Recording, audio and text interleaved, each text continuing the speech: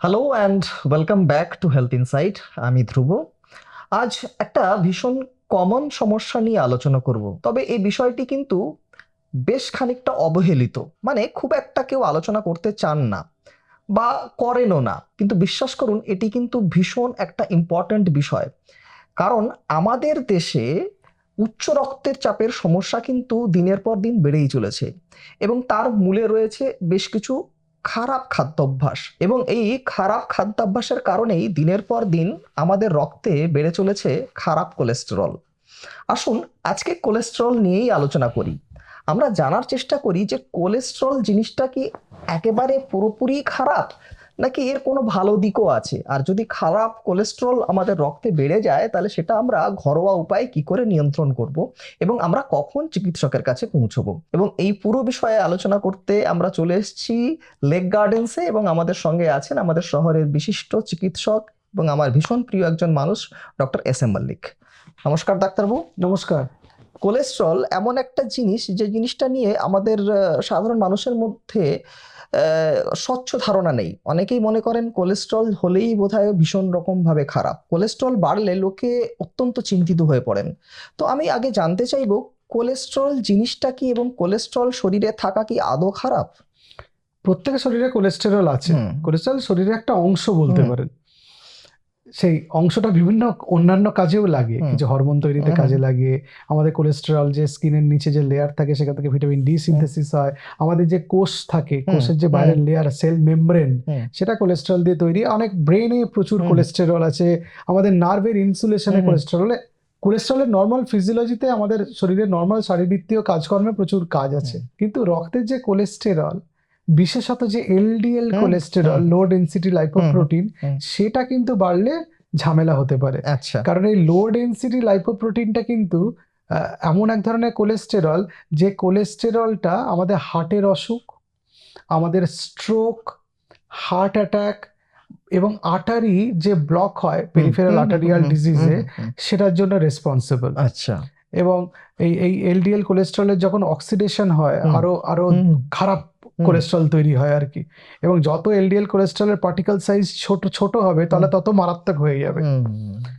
সুতরাং যে LDL cholesterol আছে, তার মধ্যে স্মল পার্টিকেলস গুলো আছে, সেগুলো আরো হার্টের স্বাস্থ্যের জন্য খারাপ, আমাদের ব্রেনের স্বাস্থ্যের জন্য খারাপ।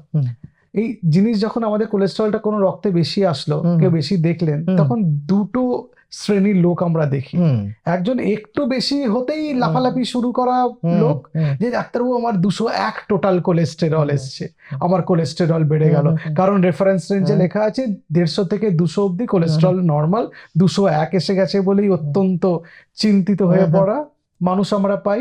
আর একটা গ্রুপের মানুষ আমরা পাই যাদের হয়তো এলডিএল কোলেস্টেরল 160, 170, কিন্তু তারা জীবনশৈলীর কোনো পরিবর্তনই করেন না। কারণ তারা জানেন না এই খারাপ কোলেস্টেরল বা এলডিএল কোলেস্টেরল শরীরে কি খারাপ করতে পারে, তার প্রভাব কি, সেটা কিভাবে একজন মানুষের জীবন নষ্ট করে দিতে পারে, তারা জানেন না।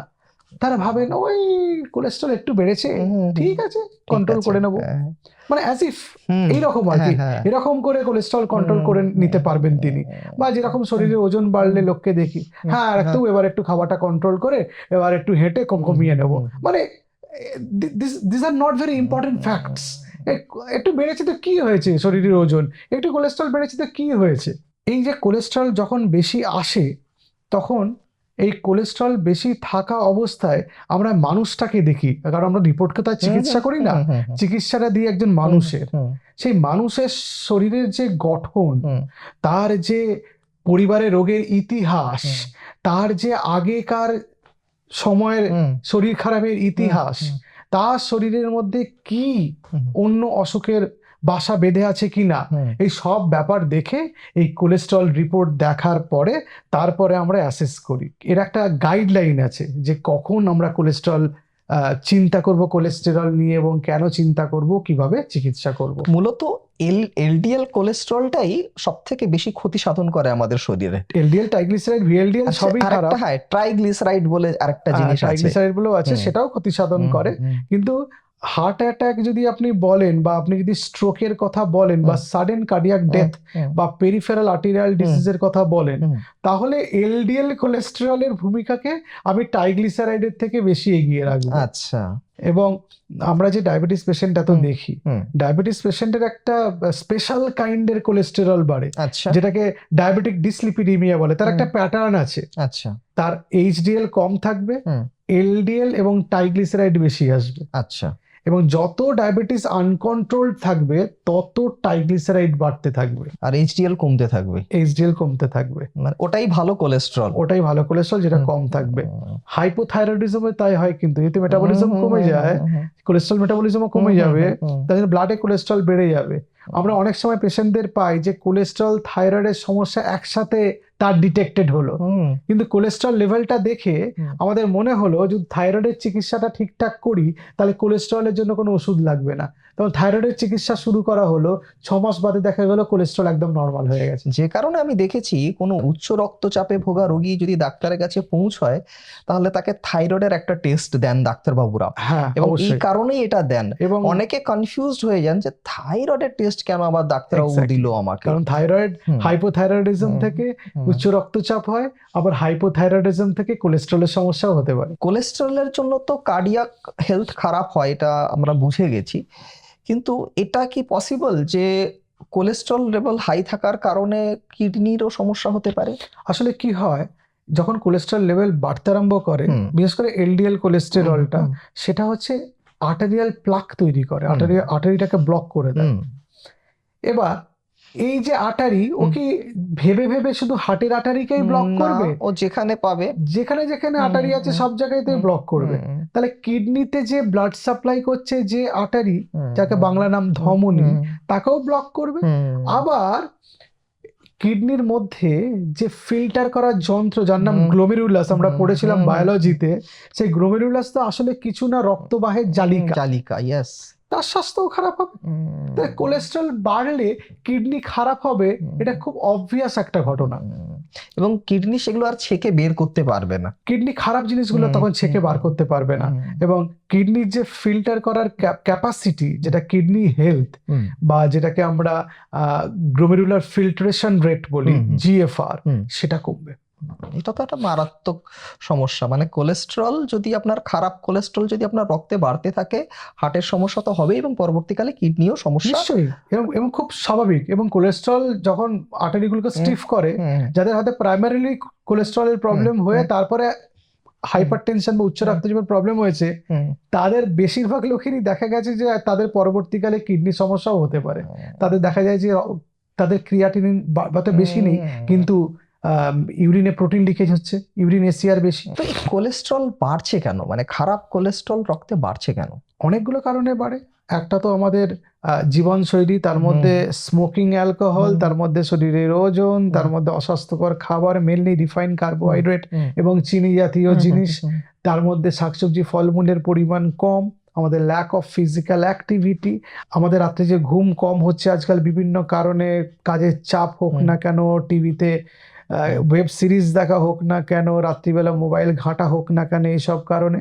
এবং যে কারণে বডিতে কর্টিজল বা স্ট্রেস হরমোন বাড়বে, সেই কারণে কোলেস্টেরলও বাড়বে। স্লিপ অ্যাপনিয়া আছে মনে করুন, কর্টিজল বাড়বে, কোলেস্টেরলও বাড়বে। এবং বেশিরভাগ ক্ষেত্রে দেখা যায় এই কোলেস্ট্রল বাড়াটা জেনেটিক। আচ্ছা। কিছুটা এনভায়রনমেন্টাল লাইফস্টাইল, বেশিরভাগ ক্ষেত্রেই জেনেটিক। হয়তো বাবা বা বাবা মার বা দাদু দিদা বা দিদিমা ঠাকুমা, এদের কারো কোলেস্ট্রল বেশি এসছে বা বেশি ছিল, সেই জন্য কোলেস্ট্রল বেড়েছে। এরকম অনেক মানুষকে আমরা জানি যারা লিন অ্যান্ড থিন, যাদের জীবনশৈলী অতটা অস্বাস্থ্যকর নয়, যারা মোটামুটি ফিজিক্যাল অ্যাক্টিভিটির মধ্যে থাকেন, তাদেরও কোলেস্টেরল বাড়ে because of genetic predisposition. Genetic factor plays very important role in cholesterol metabolism in our body. সেই জন্য কোলেস্টেরল বাড়লে তার একটা জেনেটিক প্রিডিসপোজিশন সাধারণত থাকে, এটা আমরা দেখেছি। আচ্ছা, অনেকে বলে যে ডিম খেলে কোলেস্ট্রল বাড়ে এবং তাতে হার্টের ক্ষতি হয়, এটা কতটা সত্যি? দেখুন, আমরা সারাদিনে ডায়েটারি কোলেস্টেরল 300 মিলিগ্রাম খেতে পারি। একটা ডিমের কুসুমে 150 থেকে 165 মিলিগ্রাম কোলেস্টেরল থাকে, ডায়েটারি কোলেস্টেরল। আচ্ছা, তাহলে তো আমরা হিসেব মতো 2টো ডিমের কুসুম খেতেই পারছি। ডিম খেলে যে কোলেস্টেরলের অংশটা বাড়ে সেটা হচ্ছে এলডিএল কোলেস্টেরলের লার্জ পার্টিকেল আচ্ছা, এবং এইচডিএল বাড়ে। মানে তাহলে কি দাঁড়ালো? যেটা ক্ষুদ্র পার্টিকেল সেটা বেশি ক্ষতিকর। বেশি ক্ষতিকারক। হ্যাঁ, লার্জ পার্টিকেল যা বৃহৎ কণিকা যেটা এলডিএল এর, হুম, সেটা তো বাড়লে ক্ষতি কোথায় হার্টের? আর এইচডিএল তো হার্টের স্বাস্থ্যের জন্য ভালো। ভালো। তাহলে ডিম খেলে হার্ট কোথায় খারাপ হচ্ছে? এবার আপনি আমার এই ভিডিও শুনে 6টা করে ডিমের কুসুম খেলেন, তাহলে তো ডায়েটারি কোলেস্টেরল লিমিট ক্রস করে গেল। সেই ক্ষেত্রে কিন্তু আপনার টোটাল কোলেস্টেরল বেড়ে যাবে, সেটা আপনার ক্ষতিকারক। মানে ভালো মানে আমি এত পরিমাণে খাবো না যে সেটা আমার শরীরের ক্ষতি সাধন হ্যাঁ, করবে। তা আপেল তো ভালো। হুম, হুম, আপনি কি সারাদিনে 15টা করে আপেল খাবেন? সেটাই তো, তার লিমিট আছে তো। লিমিট আছে। সারাদিনে একটা সুস্থ বয়স্ক মানুষ 2টো করে মুরগির ডিম খেতে পারেন। হাঁসের ডিম যদি খান 1টা করে সারাদিনে, আচ্ছা, এটা হিসেব ফিনিশড। তা ডিম খেলে সেটা হার্টের স্বাস্থ্যের জন্য ভালো তো। ডিম নিয়ে প্রচুর মানুষের মধ্যে ভুল ধারণা আছে এবং বিভিন্ন জার্নালও আমি যখন দেখি, মানে আমি কোথাও দেখলাম না যে ডিম খেলে শরীরের ক্ষতি হয় বা কখনো ক্ষতি হতে পারে হার্টের না। ক্ষতি হয়, না, এরকম কোনো আমার ক্ষতি হয় আমার না। চোখে এখনো পর্যন্ত পড়েনি, যে ডিম কারণে খেলে আপনাকে জিজ্ঞাসা ডিম করলাম। খেলে কোনো ক্ষতি হয় না। এবং আগে বলা হতো ডিম ইউরিক অ্যাসিড হুম, বাড়ে ডিমের কুসুম খেলে, হুম, এখন সেটাও বলা হচ্ছে না। এখন বলা হচ্ছে ইউরিক অ্যাসিড সামুদ্রিক খাবার, হুম, সি ফুড, হুম, অ্যালকোহল আর রেড মিট ছাড়া অন্যান্য যে কোনো খাবার খাওয়া যেতে পারে। ফলে আপনি ডিম নিঃসন্দেহে খান, কোলেস্ট্রল বেশি থাকা সত্ত্বেও খান আপনি, অসুবিধা নেই কিছু। অসুবিধা নেই। কিন্তু সারাদিনে 2টোর বেশি নয়। ডিমের কুসুম, হুম। ডিমের সাদা খেতে হলে 5-6টা খেতেই পারে। ডিম আমরা নিরাপদে খেতে পারি। নিশ্চয়ই, 100 বার।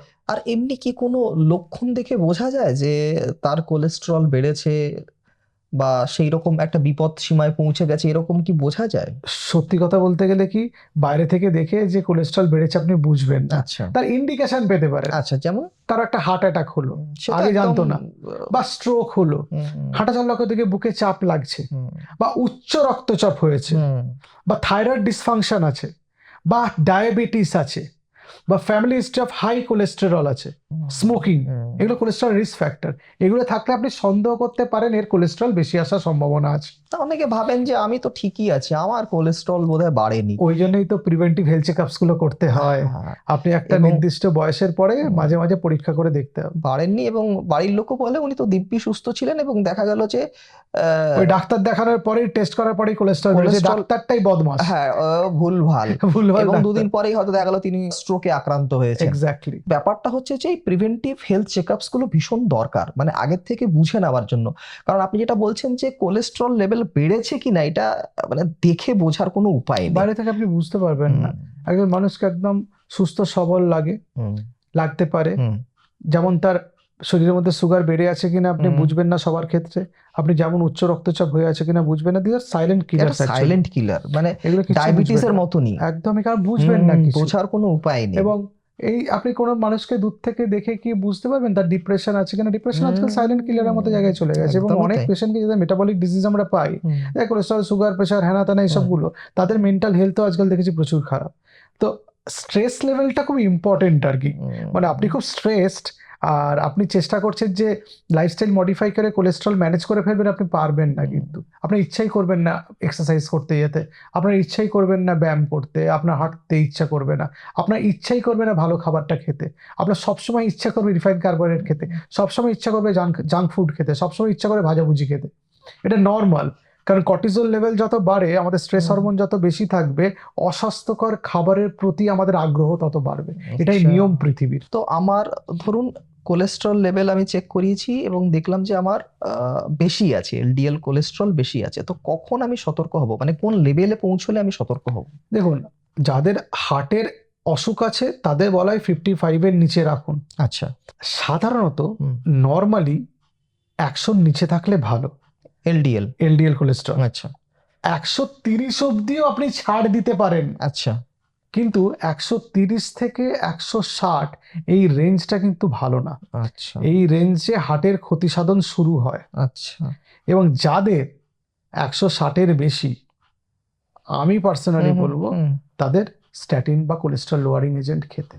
এটা গাইডলাইন।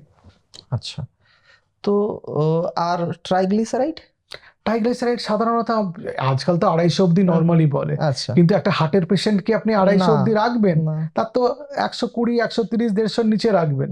ট্রাইগ্লিসারাইড ডায়াবেটিস আনকন্ট্রোল থাকলে, কোলেস্টেরল আনকন্ট্রোল থাকলে, ফ্যাটি লিভার থাকলে বাড়বে। আচ্ছা, আমরা অনেক ট্রাইগ্লিসারাইড পেশেন্টের কোনো চিকিৎসাই করি না। আচ্ছা। যারা লাইফস্টাইল মডিফাই হুম, করুন আমরা বলি, হুম, ওজন কমান, হুম। আপনারা স্বাস্থ্যকর খাবার খান, এবং যে যত রিফাইন্ড কার্বোহাইড্রেট খাবে তার তত ট্রাইগ্লিসারাইড বাড়বে। আচ্ছা, এইটা একটা মানুষের মধ্যে একটা ভুল ধারণা আছে, তারা ভাজাভুজি খাওয়াটা কমিয়ে দেন, বললেন যে আমার কোলেস্ট্রল লেভেল হাই আছে, আমি এই খাবারগুলো এখন কমিয়ে ফেলেছি, এখন আর খাই না, কিন্তু তিনি পাশাপাশি রিফাইন্ড কার্বোহাইড্রেট কিন্তু ময়দা খাচ্ছেন, হ্যাঁ, চিনি খাচ্ছেন, হ্যাঁ, এগুলো সব কার্বোহাইড্রেট মানে খেয়ে চলেছেন। হ্যাঁ, তো এগুলো সব মানে কার্বোহাইড্রেট। বিষয়টা শুধু তেলে ভাজা নয়, আপনাকে কার্বোহাইড্রেট লেভেলটাও লিমিট করতে হবে। হ্যাঁ, নিশ্চয়ই।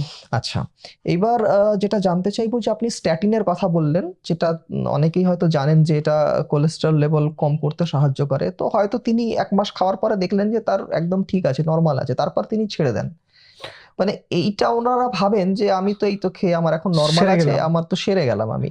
তো এই বিষয়টাকে আপনি কিভাবে দেখছেন? দেখুন, স্ট্যাটিন খুব গুরুত্বপূর্ণ একটা ওষুধ, হুম, কেমিক্যাল কিন্তু হুম, ওষুধ। হুম। স্ট্যাটিন সারা পৃথিবীতে প্রচুর লোকের জীবন বাঁচিয়েছে, এটা আমার 1 নম্বর বক্তব্য এই ব্যাপারে। 2 নম্বর হচ্ছে, যে কারণে আপনার কোলেস্টেরল বেড়েছে হুম, সেই কারণটা কিন্তু সব ক্ষেত্রে পুরোপুরি আপনি অপসারণ করতে পারবেন না। হুম, আপনি জেনেটিক যে কজ বা হুম। প্রিডিসপোজিশন সেটাকে আপনি উড়িয়ে দিতে পারবেন? না। ফলে আপনি স্ট্যাটিন বন্ধ করলে কোলেস্টেরল হুম, বাড়তে শুরু করবে। আমার পেশেন্টদের আমি যেটা দেখি, যদি কোনো সাইড এফেক্ট না হয় তার শরীরে হুম, স্ট্যাটিনের, হুম, গা হাত পায়ে ব্যথা, হুম। মায়োপ্যাথি ইত্যাদি, তাহলে আমি স্ট্যাটিন কন্টিনিউ করতে বলি। আচ্ছা। ডোজ কমিয়ে দেখি বাড়ছে কিনা। ফট করে বন্ধ করে দিই না নর্মাল আসার পরে, তাহলে আবার বেড়ে যাবে। আচ্ছা, হাই ইন্টেন্সিটি স্ট্যাটিন বলে একটা কনসেপ্ট আছে, আচ্ছা। যে স্ট্যাটিনে, যে ডোজে স্ট্যাটিন দিলে এলডিএল কোলেস্ট্রল 50% কমবে। হার্ট অ্যাটাক হয়েছে ধরুন, স্ট্রোক হয়েছে, বা স্টেন্ট লেগেছে, বা কার্ডিয়াক বাইপাস ইত্যাদি, তাদের ক্ষেত্রে অ্যাটোরভাস্ট্যাটিন 80 মিলিগ্রাম, রোসুভাস্ট্যাটিন 40 মিলিগ্রাম। আর মডারেট ইন্টেন্সিটি স্ট্যাটিন আছে, সেটা হচ্ছে 30 to 49% এলডিএল কোলেস্ট্রল কমায়, সেটা ওই অ্যাটোরভাস্ট্যাটিন 40 আর রোসুভাস্ট্যাটিন 20। এই যে স্ট্যাটিনের ডোজ যাদের ক্ষেত্রে ইম্পর্টেন্ট তাদের ক্ষেত্রে দিয়ে তারপরে যখন নর্মাল হয়, যখন কোলেস্ট্রল লেভেল নর্মালের দিকে নেমে আসে, যদি স্টেন্ট বা মানে পিটিসিএ যদি না হয়ে থাকে বা বাইপাস না হয়ে থাকে, তাহলে আমরা কমাতে আরম্ভ করি, দেখি কোলেস্ট্রল লেভেল কিরকম আছে। যদি ঠিক থাকে তাহলে চলুক, আস্তে আস্তে কমাতে কমাতে তাহলে একটা নির্দিষ্ট ডোজে এসে তখন সেট হয়ে গেল যে এই লেভেলে চলতে থাকলো। এই দুম করে বন্ধ করে আপনি চোখ বন্ধ করে বসে আছেন যে কোলেস্ট্রল আর বাড়ছে না, টেস্ট করারও দরকার নেই, এইটা ক্ষতিকারক হতে পারে হার্ট এবং ব্রেনের হেলথের জন্য। তার আপনি বলতে চাইছেন যে যারা স্ট্যাটিন নিচ্ছেন, মানে তারা ডাক্তারের পরামর্শ ছাড়া বা চেক আপ রেগুলার না করে বন্ধ করাটা একদম ঠিক না। হ্যাঁ, কারণ টেস্ট করতে দেখতে হবে, এবং ডাক্তারই যে একমাত্র আপনাকে বলে দেবে তা তো না। আজকাল তো লোকে অন্তর্জালে গিয়ে নিজেও দেখে নিতে পারবে গাইডলাইন কি বলছে, এবং আপনি যে কটা গাইডলাইনে যাবেন দুম করে বন্ধ করার কথা নাই বলেছে স্ট্যাটিন। আচ্ছা, অনেকে জানতে চান যে এই যে আমি দীর্ঘদিন ধরে স্ট্যাটিন খাচ্ছি, এর কি কোনো সাইড এফেক্ট আছে কিনা? অনেকের মনে ধারণা আছে স্ট্যাটিন খেলে ডায়াবেটিস হয়, স্ট্যাটিন খেলে তার শরীরে রোগা হয়ে যায়, স্ট্যাটিন খেলে তার ব্রেন শুকিয়ে যায়। এরকম কোনো এভিডেন্স নেই। স্ট্যাটিনে অন্যান্য অনেক সাইড এফেক্ট থাকে, র্যাপডোমায়োলিসিস পর্যন্ত হতে পারে, বা মায়োপ্যাথি হতে পারে, সিপিকে বাড়ে, বা মাসেল ইনজুরি হতে পারে, সেগুলো আছে। এবং কিছু কিছু স্ট্যাটিনের কিছু কিছু ডোজে কিডনির প্রবলেম হতে পারে, এটা নোন সাইড এফেক্ট। মানে স্ট্যাটিন তার মানে খারাপ তা নয়, কিন্তু এই সাইড এফেক্ট থাকা সত্ত্বেও যে কারণে স্ট্যাটিন দেওয়া হয় তার উপকার অনেক বেশি সাইড এফেক্ট গুলো বা পার্শ্ব প্রতিক্রিয়ার চেয়ে, সেই জন্য স্ট্যাটিন দেওয়া হয়। এ তো গেল ওষুধের কথা, তো আমরা ঘরোয়া উপায়ে এটাকে কিভাবে কন্ট্রোলে রাখতে পারি? ঘরোয়া উপায়ে কোলেস্ট্রল কন্ট্রোল আপনি সবসময় যে রাখতে পারবেন তার কোনো গ্যারান্টি নেই। আচ্ছা। কিছু কিছু লাইফস্টাইল বা জীবনশৈলী পরিবর্তন করতে পারলে আপনার কোলেস্ট্রল যে আউটকাম সেটা ফেভারেবল লেভেলে যেতে পারে। যেমন ডায়েট, ওই রিফাইন কার্বোহাইড্রেট আর চিনি, মিষ্টি, অ্যালকোহল, এগুলো আমি অ্যাভয়েড করতে বলি। খেতে বলি শাকসবজি, ফলমূল, হোল গ্রেন, যেগুলোতে ফাইবার আছে, আলটিমেটলি প্রোবায়োটিকের হেলথ ভালো করে, আমাদের বডি মেটাবলিজম ভালো করে, সেগুলো ঠিক করে। ডায়াবেটিস, থাইরয়েড, উচ্চ রক্তচাপ থাকলে সেটাকে নিয়ন্ত্রণ করতে বলি। শরীরে ওজন যাদের বেশি, শরীরে ওজন কমাতে বলি। ডায়েট, এক্সারসাইজ এবং স্ট্রেস ম্যানেজমেন্টের মাধ্যমে যদি দরকার পড়ে শরীরে ওজন কমানোর ওষুধ নিতে হবে। আর ঘুম খুব ইম্পর্টেন্ট একটা অ্যাসপেক্ট। আর ফিজিক্যাল অ্যাক্টিভিটি কোলেস্ট্রল কমানোর ক্ষেত্রে খুব গুরুত্বপূর্ণ ভূমিকা পালন করে। আপনি যদি ফিজিক্যাল অ্যাক্টিভিটি ঠিকঠাক করেন তাহলে আপনার ওজন কমবে, আপনার স্ট্রেস লেভেল কমবে, সেইভাবে আপনার কোলেস্ট্রল কমবে, প্লাস মেটাবলিজম বেটার হয়ে যায়, ইনসুলিনের কাজ ভালো হয়ে যায় বডিতে, ইনসুলিন রেজিস্ট্যান্স কমে যায়, সেখান থেকে এলডিএল কোলেস্ট্রল, ট্রাইগ্লিসারাইড প্রোডাকশন কমে যাবে। এই 6টা জিনিস কেউ যদি মেনটেন করতে পারে ঘরোয়া উপায়ে, তার কোলেস্ট্রল অনেক ভালো নিয়ন্ত্রণে থাকবে। এবং তার উচ্চ রক্তচাপও অনেকটাই হ্যাঁ, নিয়ন্ত্রণে উচ্চ থাকবে। রক্তচাপ, ডায়াবেটিস এগুলো কমতে আরম্ভ করবে একসাথে, মানে ফ্রি বেনিফিটস পাওয়া যাবে। মানে আপনাকে একটা হেলদি লাইফস্টাইল আপনাকে মেনটেন করতে হবে, সেটা নিশ্চয়ই। যে কোনো রোগের থেকে আপনাকে মানে বাঁচতে গেলে আপনাকে এই হেলদি লাইফস্টাইলটা আপনাকে ফলো করতে হবে, সেটা নিশ্চয়ই। আপনি প্রত্যেকটা ভিডিওতেই আমাদের বলেন। একদম। আচ্ছা, আরেকটা জিনিস জানতে চাইবো, আমি সত্যি মিথ্যে আমি জানি না, মানে মানে কোলেস্ট্রল লেভেল যদি খুব বেশি থাকে কারোর রক্তে, তাহলে তার কি ইরেকটাইল ডিসফাংশন হতে পারে? কোলেস্ট্রল লেভেল যদি কারো বেশি থাকে তাহলে রক্তবাহগুলোর ডিসফাংশন হয়, সেটা হচ্ছে এন্ডোথেলিয়াল ডিসফাংশন।